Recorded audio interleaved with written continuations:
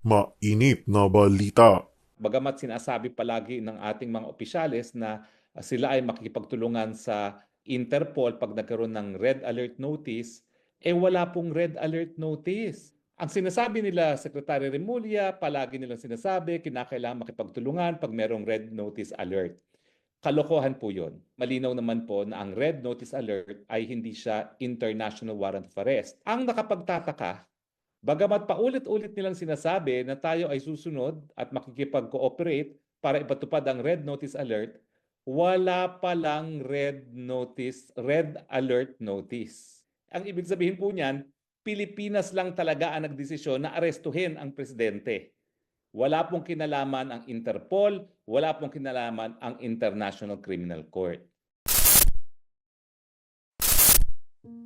Ito ang mainit na balita ngayon sa mundo ng politika. Bansang China, tuluyan nang nagsalita patungkol nga sa kumakala na gawa-gawang issue sa di umano'y pag-apply ng asylum ni dating Pangulong Duterte bago pa ito maaresto ng ICC. Matapos nga ng di umano'y illegal na pagkakadakip sa dating Chief Executive ng bansa na si FPRRD ay lumabas nga sa ilang mga media outlets ang balita na di umano ang tunay na motibo sa pagpunta nito sa Hong Kong ay upang umapila sa China para sa isang asylum ngunit hindi nga raw pinagbigyan kaya't umuwi na lang at nagresulta nga sa kanyang pagkakaaresto.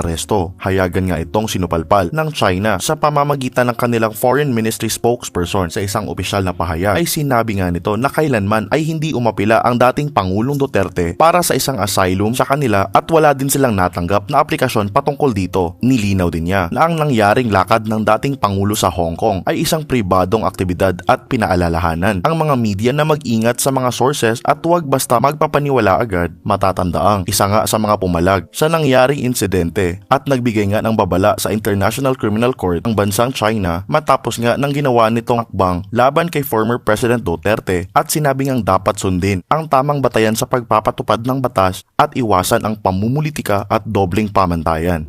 Ngayon po, ang gusto kong pag-usapan ay yung lumabas na diffusion. Ano ba yung diffusion na lumabas doon sa investigasyon ng Senado ni Senator Amy Marcos?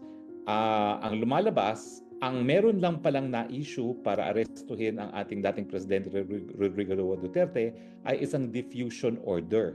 At bagamat sinasabi palagi ng ating mga opisyales na sila ay makikipagtulungan sa Interpol pag nagkaroon ng red alert notice, wala pong red alert notice. So ano yung diffusion order at bakit ito ay sablay bilang legal na basihan sa pag-aresto kay Presidente Duterte? Well, unang-una po nasabi na natin na ayon sa Article 59 ng Rome Statute of the ICC, bago maaresto ang tao para padala sa ICC, dapat iharap muna sa lokal na hukuman. At ang mangyayari doon sa lokal na hukuman, para siyang extradition. A-ascertain yung identity ng tao, sisiguraduhin na yung kanyang mga karapatan ay narespeto at saka siyempre issue na kung meron bang jurisdiction yung hukuman na nagre-request ng extradition ng isang Pilipino. So anyway, ang sinasabi nila, Secretary Remulla, palagi nilang sinasabi, kinakailangan makipagtulungan pag merong red notice alert. Kalokohan po yun. Kasi malinaw naman po na ang red notice alert ay hindi siya international warrant of arrest. Yung pagpapatupad po ng red notice alert ay sang-ayon pa rin sa lokal na batas. At dahil sang-ayon nga sa Rome Statute na kinakailangang iharap siya sa hukuman, ang dahilan kaya kinakailangang iharap sa hukuman ay para masigurado na sang-ayon sa ating saligang batas na no person shall be deprived of life, liberty, or property without due process of law, na maririnig muna yung tao na aarestuhin. Lalong-lalo na kung siya ay merong pagtutol doon sa jurisdiksyon ng hukuman na maglilitis sa kanya o humihingi ng kanyang pagkatao. At alam naman natin sa mulat mula, sinasabi natin na wala ng jurisdiction ICC dahil tayo po'y bumitiw na at nagsimula yung preliminary investigation matapos or lampas na doon sa isang taon matapos tayo nag-deposit ng instrument of withdrawal. Ang nakapagtataka, bagamat paulit-ulit nilang sinasabi na tayo ay susunod at makikipag-cooperate para ipatupad ang red notice alert, wala palang red alert notice. Wala palang red alert notice. Now, ano ba ang pagkakaiba nitong sinasabi na red alert notice, no? At saka yung Interpol diffusion. Well, unang-una po, ang diffusion, bansa lang ang nagpapakalat niyan sa iba't ibang bansa. Ibig sabihin, nanggaling sa Pilipinas yung diffusion order. At yung diffusion order ay nakikiusap ang Pilipinas na arestuhin or at least i-facilitate yung pag-aresto para ma-extradite ang isang tao. Siguro kaya sila kumuha ng diffusion order, ang intensyon nila sa Hong Kong huhulihin. Pero kung ikaw ay merong diffusion notice, bakit mo na mapadadala sa sarili mo yan? Ikaw lang bilang isang bansa ang nakikiusap na kung mahahanap nyo itong taong ito sa jurisdiction ninyo, pakihuli lang at pakidala sa amin para siya ay ma-extradite. So malinaw po, hindi nanggaling mismo sa Interpol ang diffusion notice. Yan po ay nanggaling mismo sa gobyerno ng Pilipinas. Ibig sabihin, kung yan ay hiningi natin para hilingin sa Hong Kong na arestuhin si Presidente Marcos, well, naintindihan natin yun kasi nga wala namang jurisdiction ng Pilipinas sa Hong Kong. Pero kung yan ay galing mismo sa Pilipinas, para namang ulul yan. Alam mo namang i-request mong sarili mo na arestuhin. Ba't ka pa magre-request? Ikaw na nga magpapa-aresto. So binobola tayo ng mga administrasyon ng Marcos Jr. nung sinasabi nila na legal ang pag-a-arrest dahil ito ay diffusion notice. Uulitin ko po, parang ulul naman tayo na sasabihin natin sa ating sarili, sa bansang Pilipinas, sige nga, tulungan mo akong arestuhin. Ang ibig sabihin po niyan, Pilipinas lang talaga ang nagdesisyon na arestuhin ang presidente.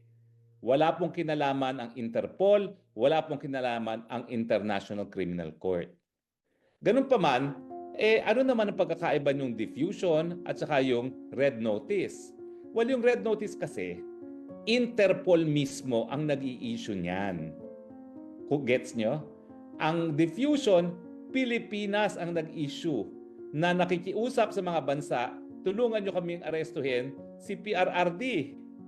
Pero bakit mo gagamitin nga ang diffusion kung pag-aaresto sa Pilipinas mismo? Samantalang, ang red alert notice naman, galing sa Interpol at lahat ng miyembro ng Interpol ay pinakikiusapan. Pwede ba pakiaresto preparatory sa extradition? Hindi po automatic yan kahit tayong parte ng daigdig. Kasi kinakailangan magkaroon ng proseso na masiguro na yung due process right ng nasasakdal ay may respeto. Kaya nga po, kapag ang proseso ay parang extradition, yung extradition hearing na yan ay para lang masigurado na yung due process right, yung karapatang madinig ng nasasakdal, kung meron na labag na karapatang pantao o kung ano man ang objection niya doon sa jurisdiksyon ng korteng liliti sa kanya, ay madesisyonan ng korte. Malinaw po. Pero walang nag-request na arestuhin ng presidente, yan ay decision lamang ng Pilipinas. So wag na sana tayong malinlang bilang taong bayan na di umano sumusunod lang kami sa warrant of arrest ng ICC. Now, sabihin natin merong warrant of arrest. Hindi nga po automatic yung pagtutulungan ng mga bansa. Kaya nga po, ang nakahandang petition sana ay certiorari para mapigilan yung pagtutulungan ng mga Pilipino sa ICC. Pero sa punto pag-aresto po, wala pang kahit anong hiningi ang ICC. Sa katotohanan, nabulaga na lang sila at nandyan na ang pagkatao ni Presidente Rodrigo Roa Duterte sa dahig na hindi pa naman sila formal na humihingi ng kooperasyon ng Pilipinas. Ibig sabihin, talagang nais nilang tanggalin si Presidente Duterte bilang tinik sa kanilang plano na Marcos forever. Malinaw po yan at ngayon po, nagtagumpay sila. Pero pag-uusapan nga po, ngayong malinaw na wala namang request ang ICC na isurrender siya. Paano naman magkakaroon ng duty to cooperate kung hindi pa nagkaroon ng request? Di ba? Kakatawa naman yan. Ibig sabihin, binolunteer ng Pilipinas ang pagkatao ni Presidente Duterte, pero si Presidente Duterte hindi siya nag-voluntary surrender. Labag sa kanyang kalooban at kagustuhan ang pagpapadala sa kanya sa dahig. Walang voluntary surrender. Kaya nga tinatawag natin, kidnapping ang nangyari. Di ba? Dahil kung yan ay dinaan sa tamang proseso, binigyan sana siya ng kanyang karapatan ng due process at yan nga ay sa harapan ng hukuman. Kaya lang, kung todo bola sila, di umano, sumusunod lang kami sa ating obligasyon sa tratado. Hello! Miski sa Interpol po, walang obligasyon na sumunod sa Interpol. Miski meron ng red notice alert. Bakit? Depende pa rin po yan sa lokal na batas. At ang ating lokal na batas, unang-una, ang saligang batas, no person shall be deprived of life, liberty, or property without due process of law. At yung proseso na susundin ay yung proseso ng deportation. Malinaw po yan, ha? So ngayon, dahil hindi naman pala humingi ng tulong ang ICC, binolunteer ng Pilipinas ang pagkatao ni Presidente Duterte na malinaw naman ha, sa mga video na bakit, ano kasalanan ko, bakit niyo ako inuhuli, talagang malinaw po, kidnapping. Malinaw na malinaw pa sa sikat ng araw ang nangyari. Kaya nga po umaasa ako na dahil sibilisado naman ang mga West sa ICC at sibilisado naman yung hukuman na yan, na hindi sila papayag na magpatuloy ang kanilang jurisdiction gayong ang pagkatao ni Presidente Duterte ay napuha sa pamamagitan ng kidnapping. Malinaw po yan. Maraming salamat nga pala dun sa nagpadala sa akin ng yung diffusion notice. Parang telegram po yan. Pero nakakatawa nga, yung diffusion notice dapat pinapadala sa iba't ibang bansa. Hindi mo dapat padala sa sarili mo. Dahil ang requesting party, Pilipinas, ang ginawa niya, pinadala niya sa sarili niya. Pinatupad niya yung sarili niyang request sa kanyang sarili. Di ba nakakabuang yun? Hello talaga. Well anyway, darating na po ang takdang panahon at yan naman po ay mailalabas sa hukuman. O nga pala po, no, kami po ay in the process of filing a reply doon sa sagot ng OSG, hindi pala OSG, ng DOJ doon sa inain naming habeas corpus with certiorari and TRO na ang aming naging kliyente ay si Congressman Pulong. In any case, bawal naman ako magkomento sa merito dyan. Sinasabi lang namin na mali yung pagkakahuli dahil nga po walang legal na visa ang warrant of arrest na in-issue ng ICC. Pero hindi pa namin alam ng mga panahon na yon na niwala palang request ng ICC na isurrender ang pagkatao ni Presidente Duterte. Kaya naman nagkaroon ng certiorari kasi nga kung sila ay makipagtulungan, yan ay magiging grave abuse of discretion dahil walang basihan talaga para tayo makipagtulungan dahil tayo po nga ay nagbitiw na sa pagiging miyembro ng ICC.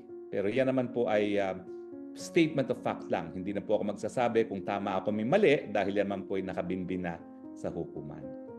So, hihimay-himayin po natin yung mga nakuhang mga katotohanan ng committee ni Senator Amy Marcos. Dahil marami pa po dyan na dapat nating pag-usapan. No? Pero lahat po yung pinag-uusapan natin, kung tama nga ba yung proseso na paghuli at pagpadala kay dating Presidente Rodrigo Roa Duterte sa Hague. At ang pinag-usapan natin ngayon, dahil wala pang request na mag-cooperate ang ICC sa Pilipinas, voluntaryong sinurrender ng gobyerno ng Pilipinas si Tatay Digong, maski ito pa ay labag sa kagustuhan ni Tatay Digong, kaya nga po naging kidnapping. Okay? Well anyway, siguro naman alam niyo ng elemento ng kidnapping, no? Pero para malinaw, sasabihin ko na rin po sa inyo kung anong elemento ng kidnapping. Memoryado ko naman po yan dahil ngayon meron akong dalawang linilitis na kidnapping, no? Siyempre, ang kidnapping ay defined as, unang-una, yung deprivation of liberty ng isang tao. Nakita naman po natin na talagang pinagbawal na si Presidente Duterte na makalabas pa ng eroplano, dinala siya doon sa Villamor at hindi na siya pinayagang umalis doon at sapilitan na isinakay sa eroplano at dinala sa The Hague. Okay? So, malino po na sakop talaga ng elemento ng kidnapping yung nangyari kay Presidente Rodrigo Roa Duterte. Merong unlawful taking or detention, merong use of force, threat and intimidation, sabi nga doon sa hearing, 7,000 policemen. Lack of consent, dahil paulit-ulit po na tumututol si Tatay Digong at saka yung pag-alis nga, sapilitang isinakay sa eroplano at dinala sa dahig. Lahat po ng nagkaroon ng partisipasyon dyan sa pangyayaring yan, lahat po kayo liable sa kidnapping. So actually, pero tsaka na natin gawin muna yan. Ang importante, maibalik muna si Tatay Digong. Sana po tayo ay nakatulong sa pagkakaroon ng karagdagang kaalaman dito sa mga pangyayari dito kay Presidente Duterte. At dahil pinag-uusapan nga natin itong issue to, nagkaroon na rin kayo ng karagdagang kaalaman tungkol sa batas.